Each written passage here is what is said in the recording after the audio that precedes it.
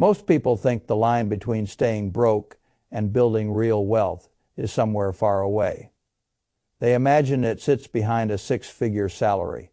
They imagine it belongs to people with better connections, sharper credentials, cleaner childhoods, richer parents, or a stronger start. I do not believe that. I believe the line is much closer. For a great many ordinary people, the first real line is not $100,000. It is not $1 million. It is not even $50,000. It is the point where you stop living one bad week away from panic and start holding enough capital for money to behave differently. For a lot of families, that line begins around $15,000. Not because $15,000 is magical, because below it, life keeps interrupting compounding before compounding can introduce it. A transmission fails. A dental bill appears. A child needs something now, not next month. A layoff rumor starts floating around the office. Rent rises. Insurance rises. Something always rises. And every time it does, the small pile you were trying to build gets dragged backward into survival. That is why so many decent, hardworking people believe wealth is a trick other people know and they do not. They save a little. Life grabs it. They save again. Life grabs it again. After enough repetitions, they stop concluding that the system is hard and start concluding that they are incapable. That conclusion is one of the costliest lies in personal finance. I have spent most of my life around capital, around businesses, around people who allocate money well and people who destroy it badly. And the pattern is simpler than the financial world wants you to believe. Wealth does not begin when you feel rich. Wealth begins when you stop being fragile.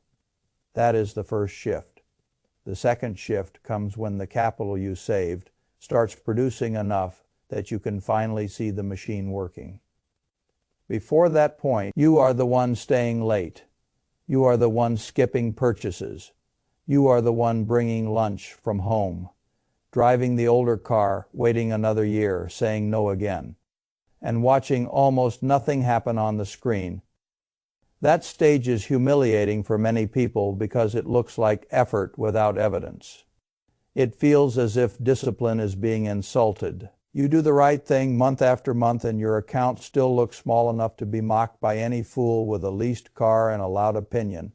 That is where most futures get destroyed. Not in a crash, not in a recession, not in some extraordinary tragedy.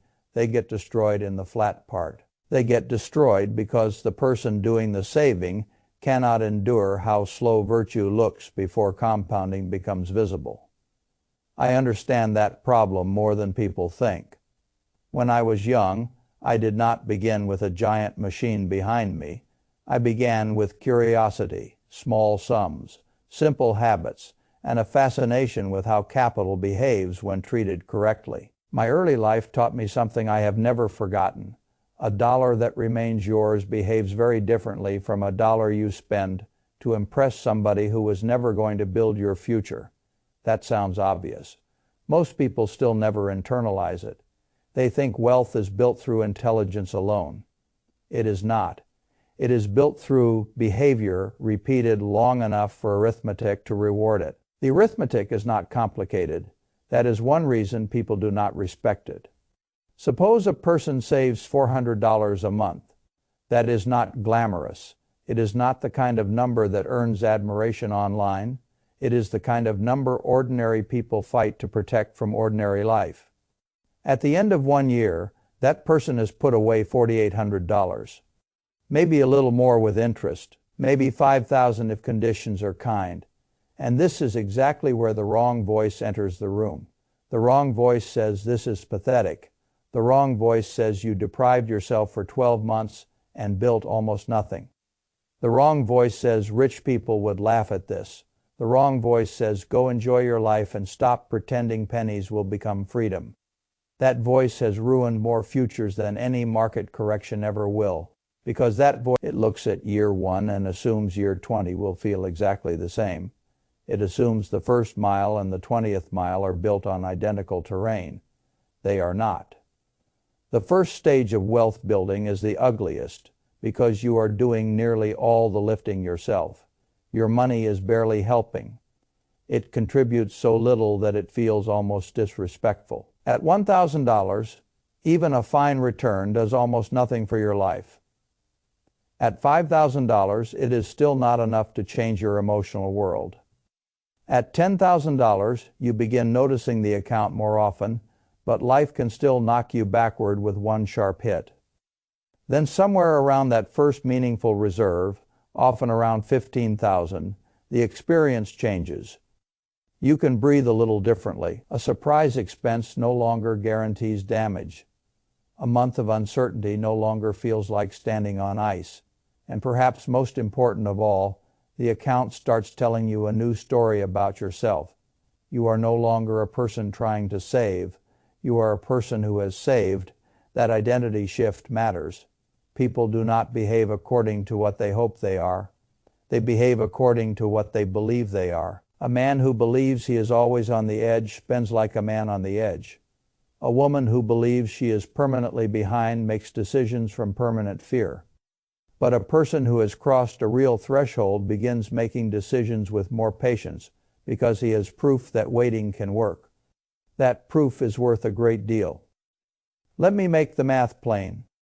If you save $400 a month, your salary is still doing almost all the work in the beginning. But once the pile is large enough, returns begin approaching your annual contribution.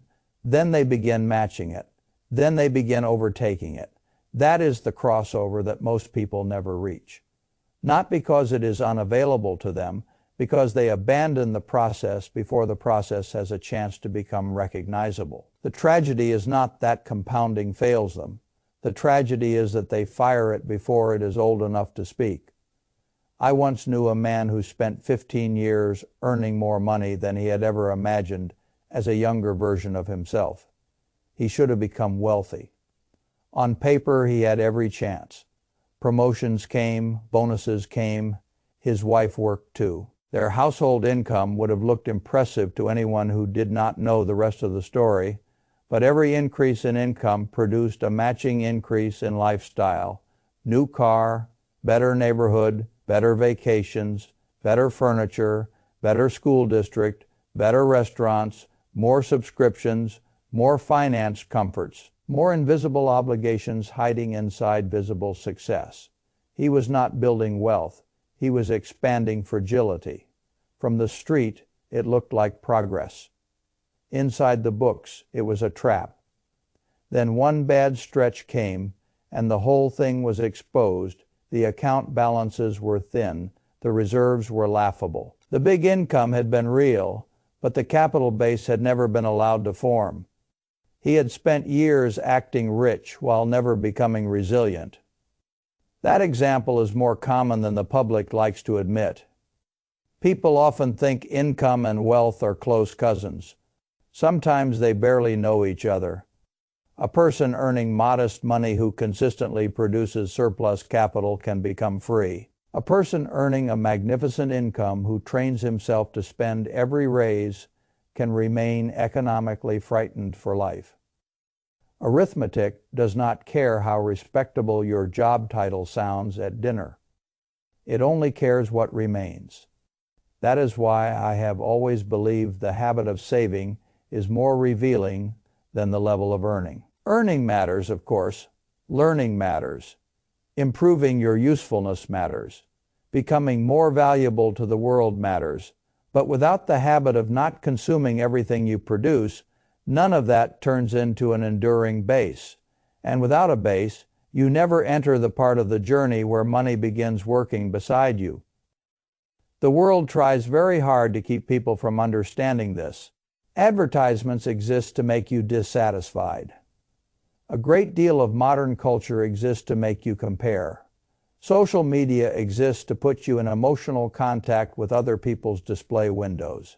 And financial institutions, though useful in many ways, are often happier when you believe successful investing requires endless movement, endless products, endless cleverness, endless interpretation.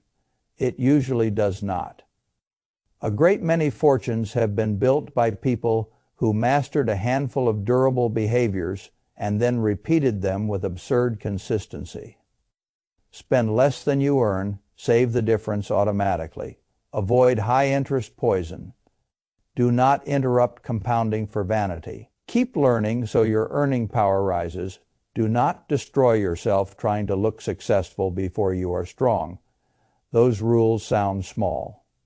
They are not, they are civilization-level rules inside personal finance.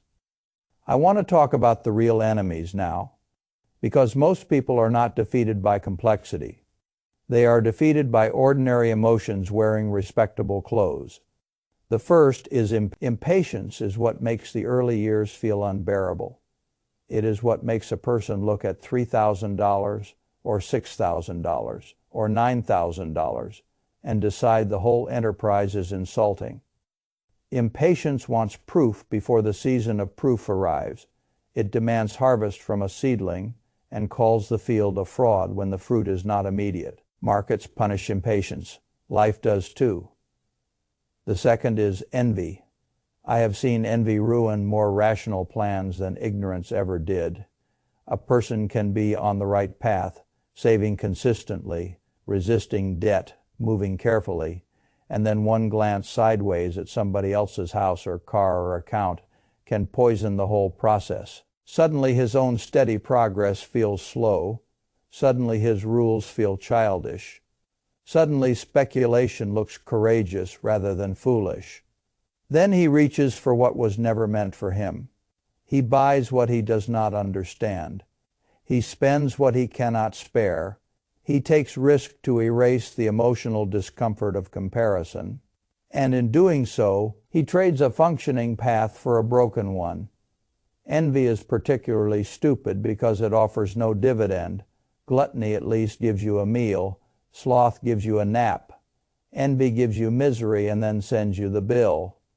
The third is self-pity. Self-pity is one of the most unproductive luxuries in money. I do not say that to be harsh toward hardship. Hardship is real. Unequal starting points are real. Bad luck is real. Illness is real. Family obligations are real. Life can be very unfair in distribution. None of that changes the fact that self-pity is still corrosive. It turns attention away from action and toward theatrical helplessness. It does not increase income. It does not reduce spending. It does not create capital. It simply numbs initiative. That is why I prefer inversion. Instead of asking only how to get rich, ask what almost guarantees staying poor. That question cleans the room quickly. Spend more than you earn. Carry expensive consumer debt. Interrupt saving every time you feel deprived. Borrow to speculate. Marry your identity to other people's opinions. Refuse to learn. Blame the world so thoroughly that you never adjust your own behavior. Those actions almost never fail to produce weakness. Once you identify the behaviors that nearly guarantee a bad outcome, the path improves. You stop trying to be dazzling and start trying not to be destructive. That sounds humble. It is actually powerful. I have spent my life getting paid for capital allocation, and one of the simplest truths I know is that avoiding obvious stupidity is far more valuable than most people realize. The public adores brilliance. It rarely appreciates avoidance. Yet many great financial lives are not built on genius. They are built on the repeated refusal to do dumb things at scale. I also want to say something about debt, because this is where even intelligent people can ruin the very threshold they were about to cross. There is a kind of person who does the hard part correctly for a while. He saves, he builds, he reaches 8,000, maybe 10,000, maybe 12,000. Then the slowness begins bothering him. He becomes irritated that the account is not moving faster. He reads stories about people using leverage to accelerate returns.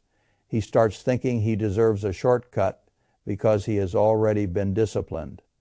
This is the exact moment some people light the match under their own future. Leverage is seductive because it appears to solve the emotional problem of waiting. It magnifies gains. It also magnifies errors. If you are trying to build a real capital base, leverage is often the enemy of survival. A person who reaches 15,000 slowly with no borrowed risk owns 15,000. A person who reaches for 30 with leverage may discover he never really owned what he thought he owned in the first place. Wealth built slowly can feel embarrassing while it is forming.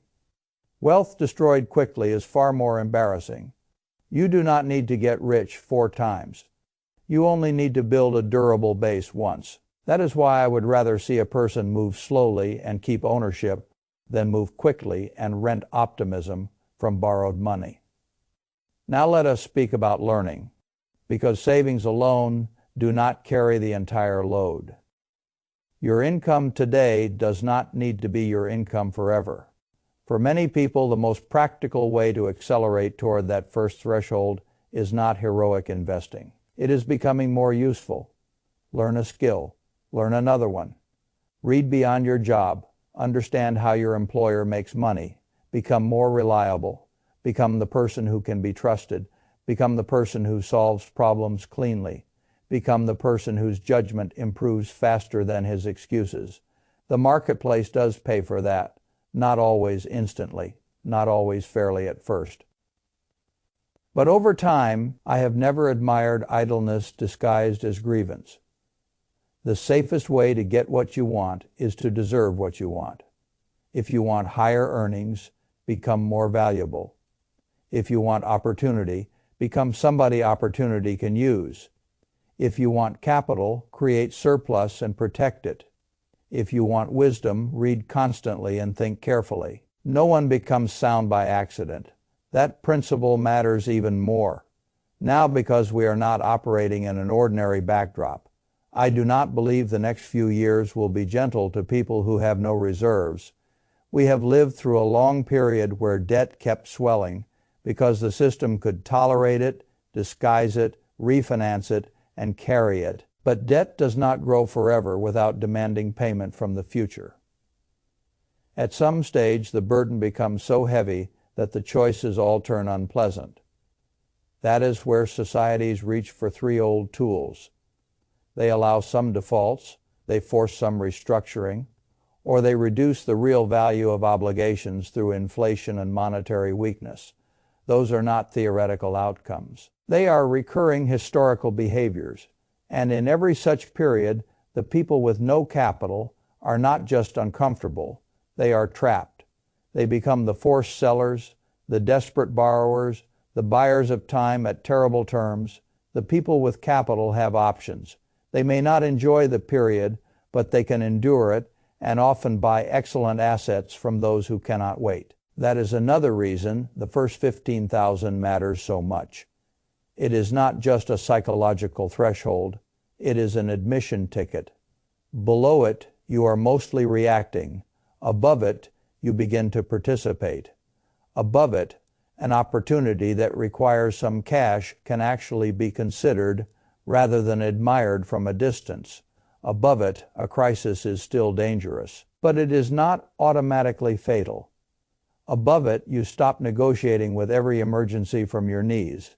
I remember many moments in my life when having some ready capital created a different kind of conversation. A good small business, a useful piece of real estate, a temporary dislocation in a public company I understood. Opportunities rarely wait patiently for people who need 6 months to assemble themselves. Capital does not guarantee success, but lack of capital excludes you from many forms of success before the discussion even starts. That is why poor capital habits are so expensive. They do not merely keep you small, they keep you absent. The man with no reserves cannot buy in a panic. The woman with no reserves cannot wait for the right job. The family with no reserves cannot think clearly, because every decision is tied to urgency. Urgency is one of the costliest financial conditions there is. It causes good people to accept bad terms, it causes bad timing, it causes preventable fear. So when I say 15,000 matters, I am not saying stop there. I am saying that is often where the machine first becomes visible. At that point, the push toward 30 begins making emotional sense because your money starts contributing something real. At 30, the movement feels different from 15. At 75, the returns can approach or exceed what many people save in a year. At 100, the account begins producing amounts that once felt unimaginable during the flat years. That is how the curve works. Slow, then less slow. Then surprisingly strong. The entire miracle is hidden inside survival. Most people never reach the steeper part because they mistake the early flat section for proof that the idea does not work. It works. It is just indifferent to your impatience. I want to put this in human terms, not only numeric terms. Imagine two people. The first spends 15 years trying to feel wealthy. The second spends 15 years trying to become difficult to hurt. At the end of the period, the first may have nicer photographs. The second has better odds of freedom. That is the trade. Many people choose appearance because appearance pays faster in the social world. Reality pays slower. Reality pays better. Do not misunderstand me. I am not arguing for a joyless life. I am not arguing that every dollar saved is morally superior to every dollar spent. Life is not an accounting trick. There is room for pleasure, generosity, beauty, travel, family, and good experiences. But there is a difference between conscious spending inside a durable plan and compulsive spending designed to anesthetize insecurity. One comes from strength. The other prevents it. If you ask me how I would attack the first threshold in an ordinary household, I would say begin with system, not emotion. Do not trust motivation. Motivation is moody. Build automatic transfer the day income arrives. Track what leaks. Find the spending that pretends to be small because it arrives frequently. Negotiate recurring expenses ruthlessly. Increase usefulness at work. Take side income seriously. If it does not destroy your main earning engine, keep a written target. Make the first reserve sacred. Do not dip into it for vanity. Do not reward yourself every time discipline starts working. That last habit destroys many people. The moment they begin to build, they celebrate by dismantling the base. A little progress arrives and they decide they have earned a new burden. That is how people spend their way out of momentum. Treat the first meaningful reserve as if it were not luxury capital. It is structural capital. It is there to change your condition, not your image. There is another subtle trap here. Some people become obsessed with complexity. Just as they begin succeeding, they think simplicity cannot be enough.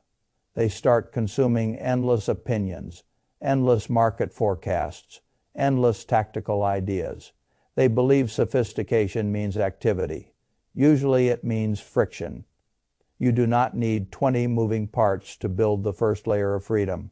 You need consistency. You need avoidance of poison. You need enough patience to let the arithmetic stop being invisible. Then, once the base is there, you can think more carefully about where capital should go.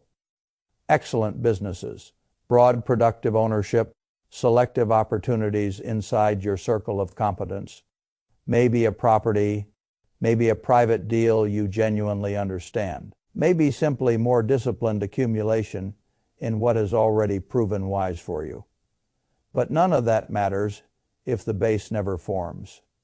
And the base never forms if every emotional storm is allowed to vote. I also want to say this plainly because it is unpopular. Looking rich is one of the most expensive hobbies in America. The car almost never knows your balance sheet. The watch does not create reserves. The bigger kitchen does not compound. The vacation you financed with future stress does not become a dividend later. People keep buying symbols of arrival while delaying the actual substance of arrival. Then they tell themselves they are building a life. Too often they are mortgaging one. Freedom is quieter than display. Freedom often looks boring from the outside, but freedom sleeps better. Freedom can say no. Freedom can wait. Freedom can survive the bad deal and buy the good one. That is what money is for. Not applause, not envy management, not social camouflage. Money's highest use is to create room around your decisions. That room begins with the first threshold, and I would be even more serious about reaching it now because I do not think the coming period will reward fragility. We are living late in a debt-heavy era. Too much of modern life has been built on the assumption that tomorrow can always refinance today. That assumption eventually weakens.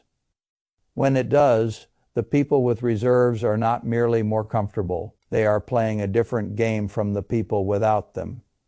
If a deleveraging period comes, or a sharp repricing, or an inflationary escape route, the well-positioned person can observe and act. The undercapitalized person can only endure. He cannot buy the bargain because he needs groceries. He cannot wait for the right moment because his moment is dictated by necessity. He cannot think in years because he is trapped in weeks. That is why the first 15,000 is not small in meaning, even if it is small in absolute scale compared with larger fortunes. It turns weeks into months, it turns panic into choice, it turns some emergencies into inconveniences. It turns the future from something you fear into something you can begin negotiating with. And once that shift happens, the whole psychology of the journey improves. You no longer need every month to feel dramatic. You stop expecting miracles from each contribution. You understand that the pile is becoming a partner, not just a scoreboard.